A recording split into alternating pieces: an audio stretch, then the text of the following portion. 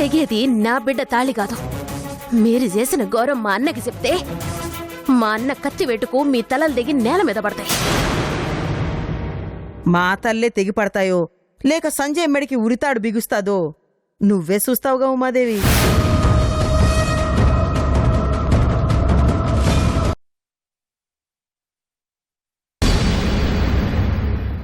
అందుకే మిమ్మల్ని అరెస్ట్ చేయడానికి వచ్చాం.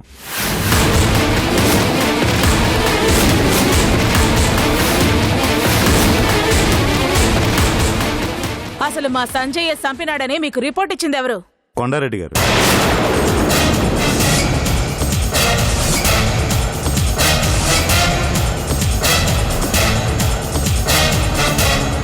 కొండారెడ్డా?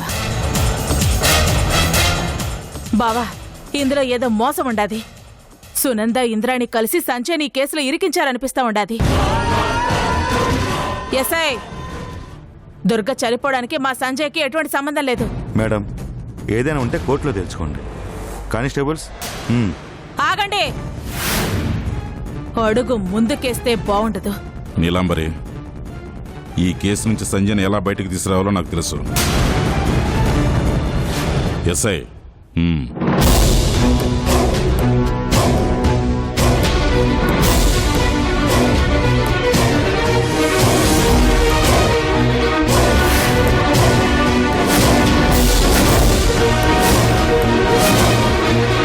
ఈ రోజుతో నీ అన్ని కష్టాలు తీరిపోతాయమ్మా.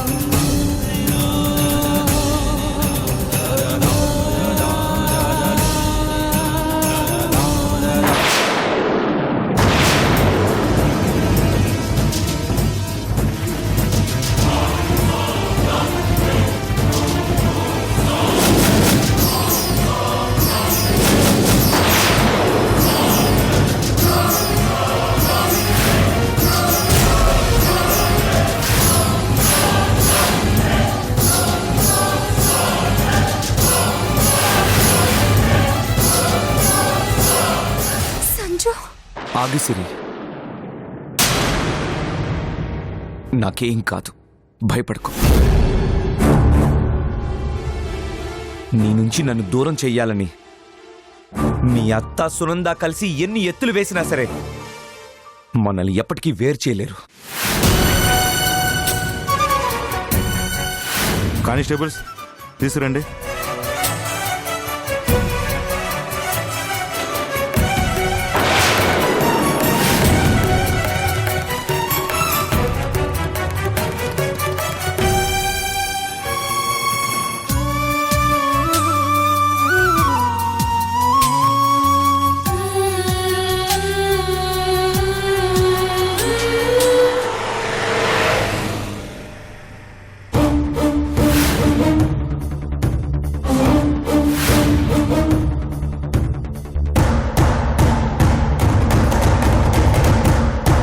నేనప్పుడే చెప్పినాను కదా సిరి, ఇంద్రాణి బతికొండగా మిమ్మల్ని కలవనిదని.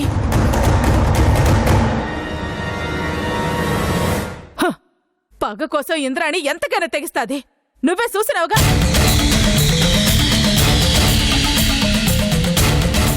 సంజయ్ని అరెస్టు చేయించి మా ఇంటి పరువు బజారుకిడ్చినది. ఇంక ఇంద్రాణిని వదిలే ప్రసక్తే లేదు. సామరెడ్డి, అమ్మా, కత్తి.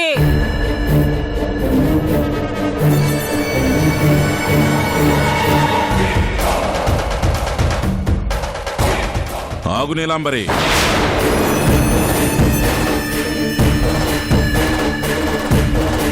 నువ్వు వెళితే ఈ సమస్యకి పరిష్కారం దొరకదో, నేనే వెళ్ళాలా? ఇన్నాళ్ళు నేను పగను మర్చిపోయినాను కాబట్టి ఇంద్రాని వాడు రెచ్చిపోతా ఉండారు.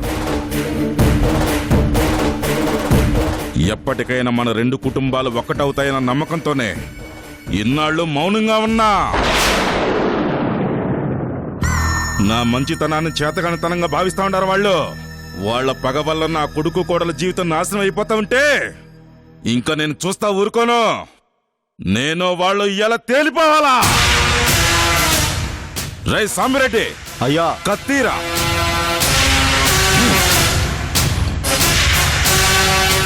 సిరి సంజయ్ల ప్రేమ గెలవాలని చూసినా ప్రేమ మీద పగ గెలుస్తా ఉంటే పగని పగతోనే ఓడిస్తాను. నాతో ఎవరూ రావద్దు.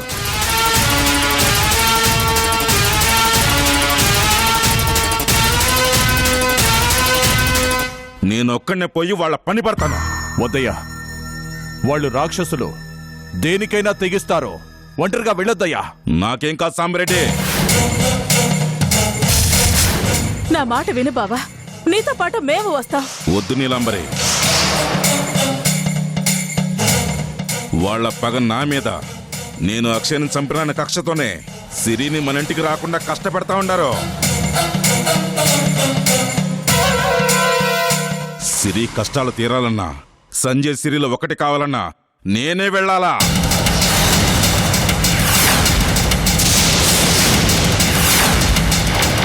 నా కోసమే వాడు ఎదురు చూస్తా ఉండారు. మంచిగా మాట్లాడి చూస్తా. విన్నారా? సరే సరే, లేదంటే ఎలా చెప్తే వాళ్ళు వింటారో ఆ పద్ధతిలోనే సమాధానం చెప్తా. బావా, ఆ ప్రయత్నంలో నీకేమైనా జరిగితే మేము తట్టుకోలేం బావా. మీ అభిమానం, ప్రేమ నా మీద ఉండగా నాకేం కాదు నీలాంబరి.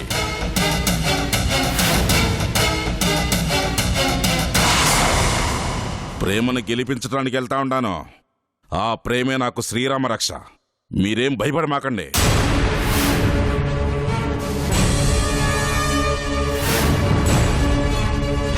బుల్రెడ్డి, తీరా బండి.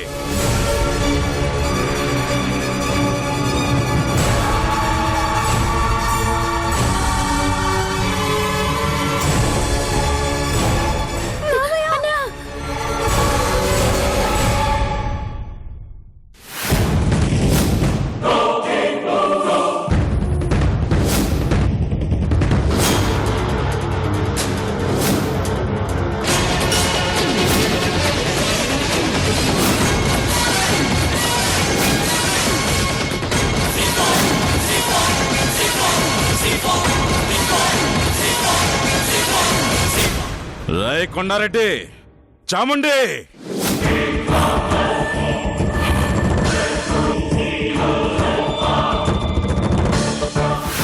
ఏంట్రా అరుస్తున్నావు? వచ్చాను చెప్పా.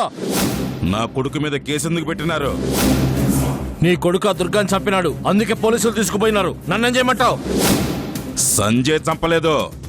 మీరు సునంద కలిసి ఒక పథకం ప్రకారం వాడిని ఈ కేసులో ఇరికించినారు. నాకు తెలియదు అనుకుంటున్నారా? అవును, మేమే ఇరికించినాం. ఏం చేస్తావు? ఎందుకు చేసినారని అడుగుతా ఉండా. మా సిరి మీ ఇంటి గడప తొక్కకుండా ఉండడానికి. కోడలుగా నీ ఇంట్లో తిరగకూడదనే చేసినాం. నా బిడ్డ పగోడి కొడుక్కి భార్య కాకూడదని. రేయ్, ఇంకా ఎన్నాళ్ళరా పగా పగాని చేస్తారు? దానికి అంతం లేదా? ఉందే, అది నీ చావుతోనే జరుగుతాది.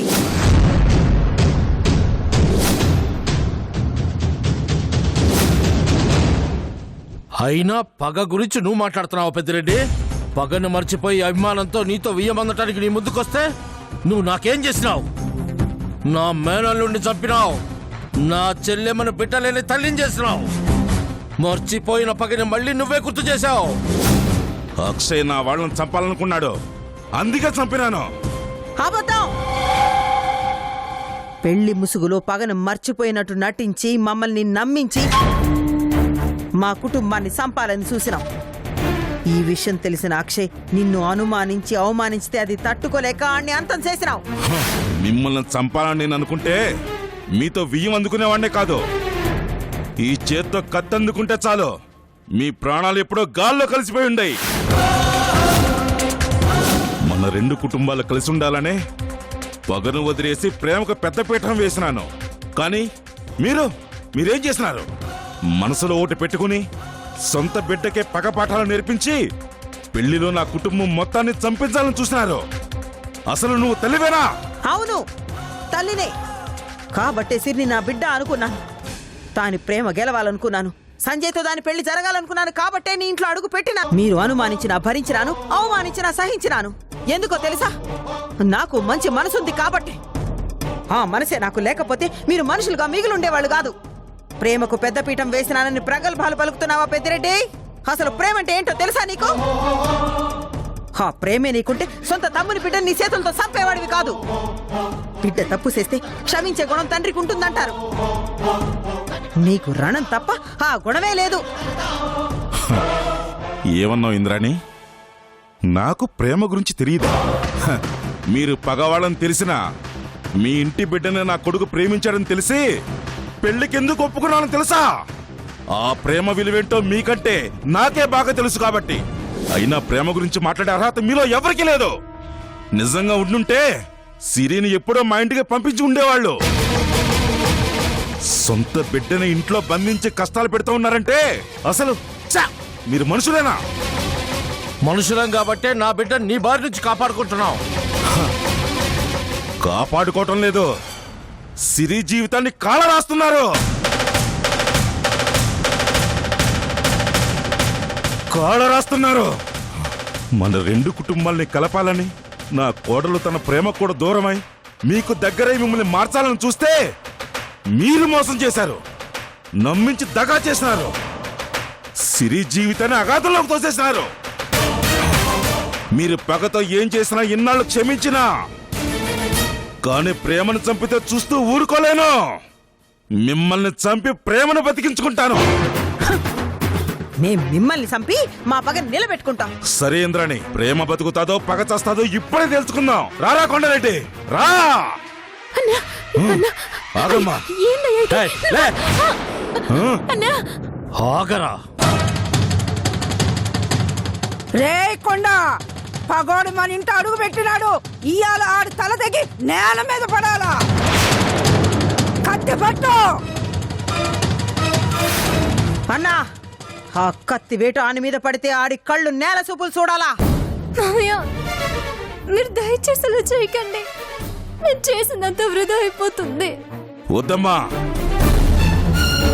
ఇంకా చాలు. ఇప్పటిదాకా జరిగింది చాలు. నా ఓర్పుని అసమర్థత అనుకుని రాజ్యం వెళ్తా ఉన్నారు వీళ్ళు. ఇంకా మంచి లేదు, మమత లేదు, మానవత్వం లేదు. ఈ రావణ కష్టం ఆగాలంటే నేనైనా బతుకుండాలా, లేకపోతే మీ అయ్యైనా బతుకుండాలా. రారా కొండారెడ్డి రా. రారా.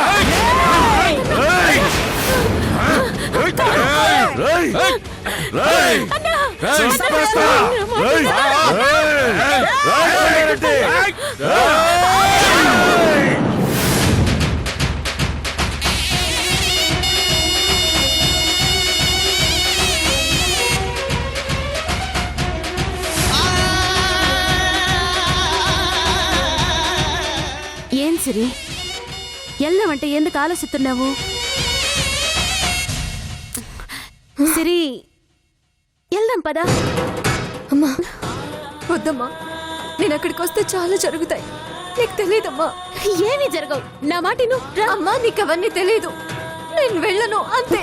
సిరి, సిరి, సిరి, ఆగవే, ఆగు సిరి.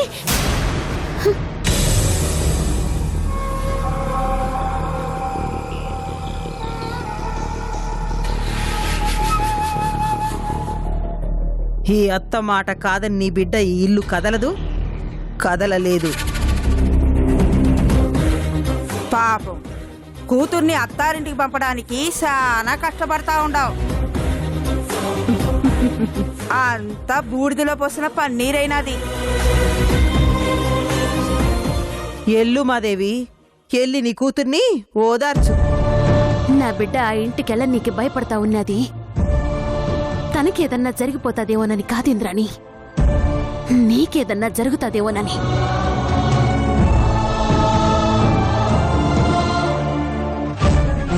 అట్టంటే మంచి మనసుని మీరు బాధ పెడతా ఉన్నారు. నిన్ను నమ్మి నీ మాటకు విలువిచ్చి నీకోసం ఈ ఇంట్లో ఉండిపోయినది నా బిడ్డ. కాని నువ్వు ఆ నమ్మకానికే వెన్నుపోటు పొడిసినావు. నమ్మకం ఉంటే మౌనం కూడా అర్థం అవుతుంది. నమ్మకం లేకపోతే ప్రతి మాట అపార్థమే అవుతుంది ఇంద్రాణి. నమ్మకం అనేది అనుబంధానికి ఆత్మ లాంటిది.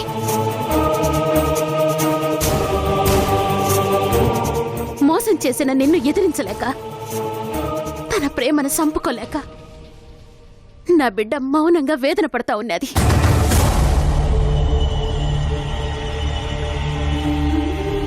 సొంత వాళ్ల సుఖం కంటే నీకు పగే ముఖ్యమైపోయినది. ఆ పగకి సహకరించే సునంద లాంటి వాళ్ళు నీకు సొంతోళ్ళైపోయినారు.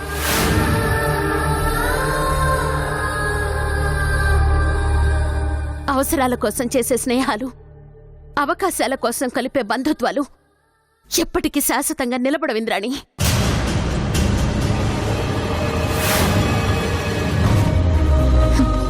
పగను పంచుకునేవాళ్లు కాదు, నీతో ప్రేమను పంచుకునేటోళ్లే నీ సొంత మనుషులు. అది గుర్తుంచుకో.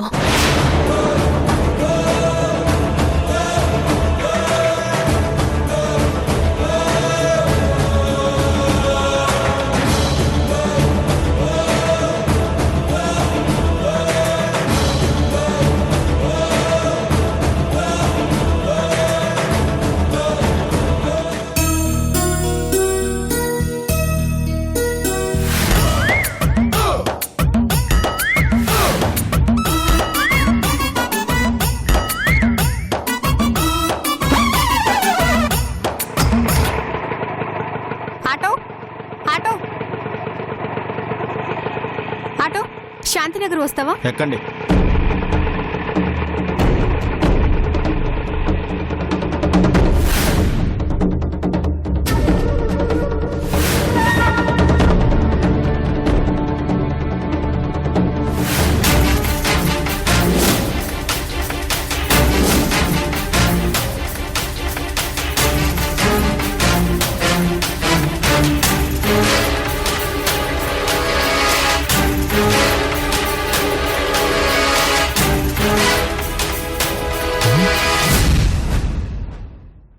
ఇదేంటి హంసలాగుంది?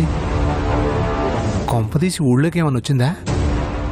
చచ్చా, హంస ఊళ్ళోకి వస్తే నాకు ఫోన్ చేస్తుంది కదా. ఎవరినో చూసి హంస అనుకుని భ్రమపడి ఉంటాను. ఇందాక నుంచి హంస గురించి ఆలోచిస్తున్నాను కదా, అందుకే నా కళ్ళకి ఎవరిని చూసినా హంసలాగే కనిపిస్తుంది. ఏంటో ఈ హింస.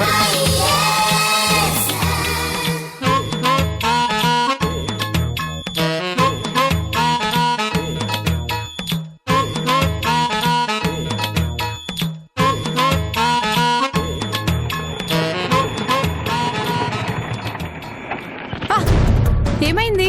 టైర్ పంచర్ అయింది మేడం.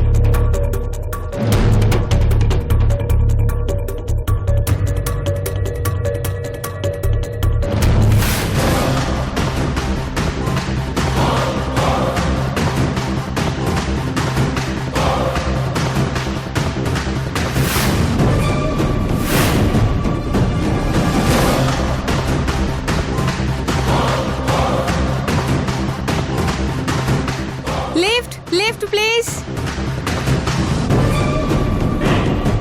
Lift.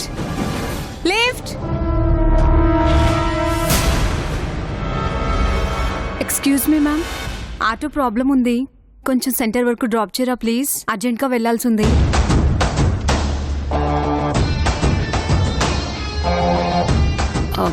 సరే, ఎక్కు. Thank you.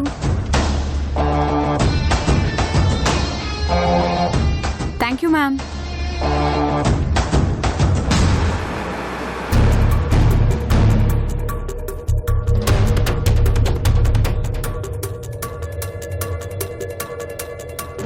అవును, మీరు ఎక్కడి దాకా వెళ్ళాలి?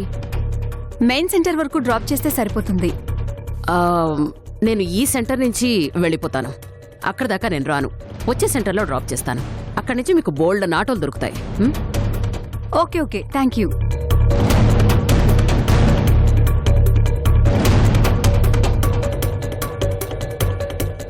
పర్లేదు, ఇక్కడ పెట్టండి. కంఫర్టబుల్గా కూర్చోండి. Okay ma'am, thank you.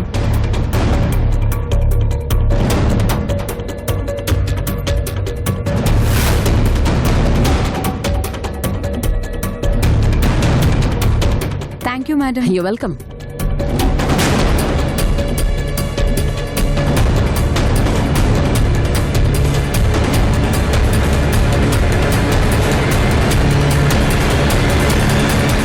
అరే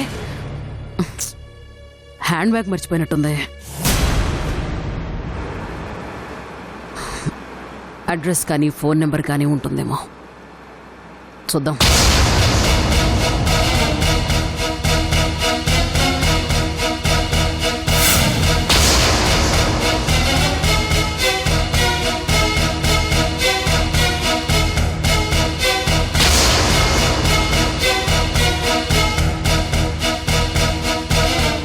హంస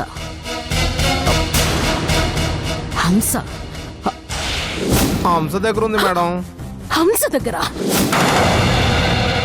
అంటే ఆనందం చెప్పిన హంస ఈ హంస ఒకటేనా? కానీ హంస ఊరెళ్ళిందని ఆనందం చెప్పాడు కదా, కన్ఫ్యూజన్ ఎందుకు? ఒకసారి వాడికే ఫోన్ చేసి తెలుసుకోవచ్చుగా.